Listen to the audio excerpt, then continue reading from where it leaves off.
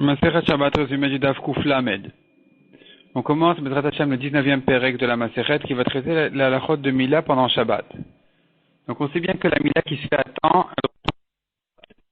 et ici la Mishnah normale une marloquette de savoir est-ce qu'il n'y a que la Mila uniquement qui repousse le Shabbat, mais pas les préparations de la Mila, ou même tout ce qui prépare à la Mila peut repousser Shabbat, comme par exemple d'amener le couteau du Rabim, de préparer le couteau, toutes ces choses-là, selon Rabbi Eliezer, repoussent le Shabbat, on les fait même pendant Shabbat.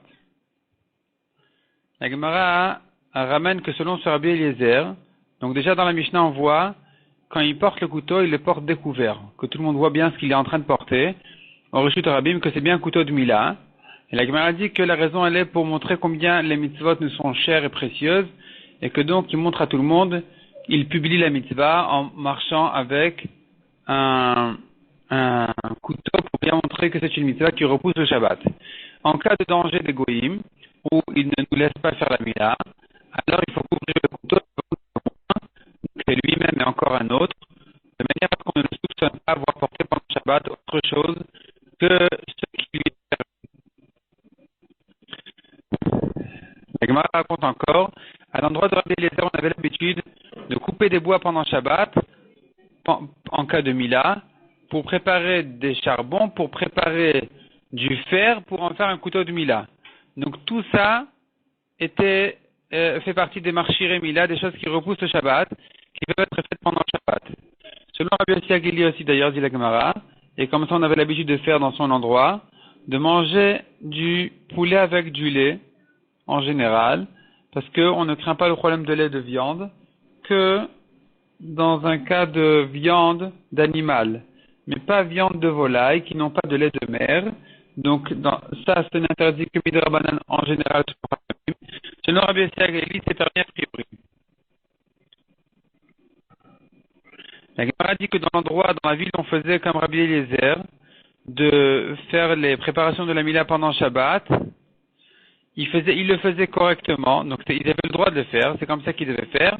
Et d'ailleurs, la preuve, c'est que personne ne mourait avant son temps, donc on voit qu'ils n'ont pas été punis en tant que Chilul Shabbat. Et non seulement ça, mais en plus, quand les Goïms ont décrété d'interdire la Mila, dans cette ville-là, ils ne l'ont pas interdite. Il n'y avait pas de décret dans cette ville-là.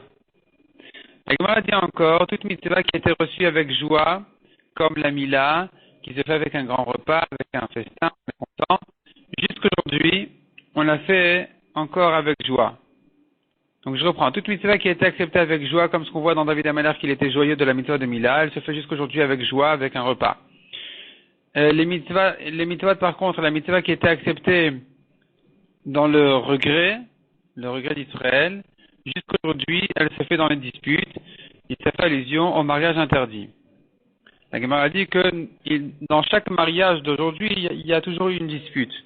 Et ça vient à cause du fait que lorsqu'ils ont pris la mitzvah d'interdiction des femmes proches, avec lesquelles on ne peut pas se marier, alors les Israéliens n'étaient pas contents.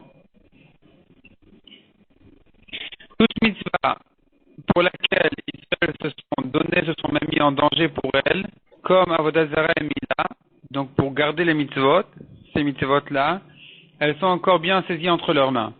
Les mitzvot, par contre, qui ont été faites plus légèrement, pour lesquelles on ne s'est pas mis en danger, comme les tefilines, jusqu'aujourd'hui, elles sont encore faibles entre nos mains.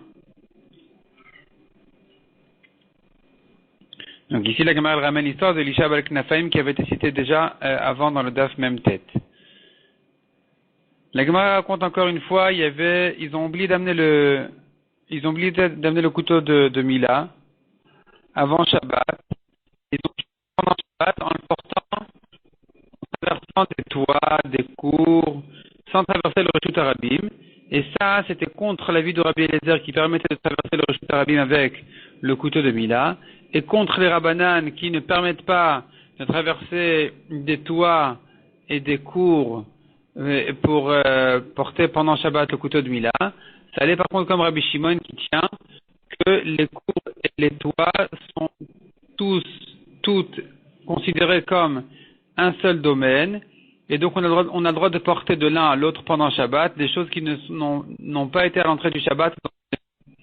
Donc n'importe quel objet aurait pu être porté de l'un à l'autre, et c'est comme ça qu'on s'était permis de porter le couteau de Mila. La Gemara maintenant parle d'une impasse où on n'a pas fait le chitouf. Donc on n'a pas associé tous les habitants de l'impasse, tout autour de l'impasse, on ne les a pas associés sur un repas pour considérer tout ça comme un seul domaine privé. Est-ce qu'on a le droit de porter dans ce mavoy, dans cette impasse, oui ou non? La Gemara conclut qu'a priori, il est permis de le faire. On a le droit de porter dans cette impasse-là elle-même. La Gemara ensuite ajoute une précision, que ça dépend des cas. Si on a fait un hérouve entre les maisons et les cours, donc les gens ont le droit de porter des objets, de les sortir de la maison à la cour, dans ce cas-là, si on n'a pas fait le chitouf, donc de permettre de sortir des objets des cours à l'impasse, à la ruelle, qui mène ensuite au Reshut Harabim, puisqu'on n'a pas fait le chitouf, il sera interdit, dans ce cas-là, il sera interdit de porter dans le mavoy lui-même plus que 4 amot. Par contre, dans un cas où on ne peut pas porter des maisons au Chatzerot, au cours, parce qu'on n'a pas fait le hérouv entre les maisons et les cours, dans ce cas-là, on aura, le droit de porter dans l'impasse elle-même, dans le mavoy lui-même.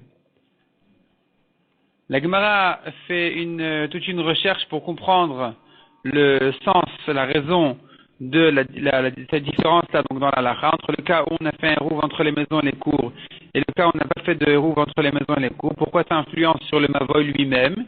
Le mavoy qui est donc la ruelle, qui donne sur les cours, qui donne ensuite sur les maisons.